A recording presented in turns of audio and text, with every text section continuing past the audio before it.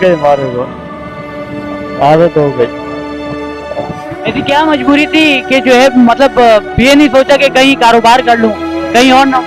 कोई कारोबार में लगा रहे नहीं है, कोई खर्चा कम दे रहा है, उस वजह पर बोला यही काम शुरू करना सही है।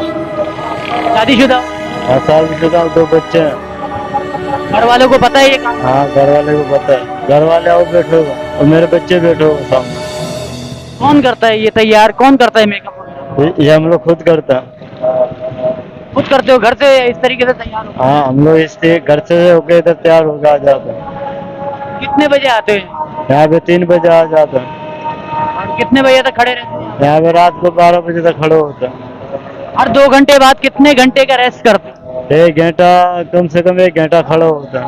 2 घंटे लगातार इस तरीके से पुतला बन के खड़े हो? 1 घंटा 2 घंटा सब पुतला होके खड़ा होता है।